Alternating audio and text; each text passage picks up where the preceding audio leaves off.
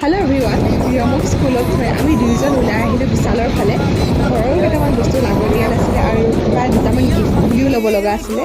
ফাৰ্ষ্টতে ইমান ধুনীয়া ধুনীয়া ঠাণ্ডাৰ কালেকশ্যন আহি গ'ল বিশালত, চাই ভাল লাগে ন নিকিনিলেও।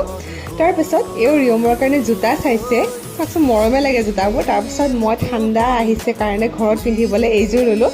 ল'ৰা নে ছোৱালী নাজানো, লৈ থৈছোঁ আৰু ইমান কিউট লাগিছে। তাৰপিছত ঘৰত আইনাৰ বটলকেইটা নাই সেইকাৰণে এয়া এটাৰ লগত এটা ফ্ৰী দেখা পাইছোঁ, এইটোৱে ভাল লাগিছে, চ' এইটো লৈ ল'লোঁ। কেনেকুৱা লাগিছে জনাব। বিশালৰ পৰা ওলাই আহি আমি ফুচকা খালোঁ। বজাৰলৈ আহিলে এইটো খাব যে লাগিব, মেণ্ডেটৰী হয়, খামেই। মোৰ লগত পৰি মোৰ মানুহজনেও আজিকালি খোৱা হৈ গৈছে ফুচকা। তাৰপিছত এয়া স্মাৰ্ট পইণ্টত আহিলোঁ, গ্ৰ'চাৰী বজাৰ কেইটামান কৰিব লগা আছিলে ঘৰৰ, আৰু ঘৰৰ বজাৰ মই ইয়াৰ পৰাই কৰোঁ।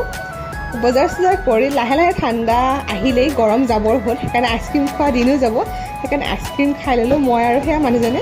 আজিলৈ বাই বাই।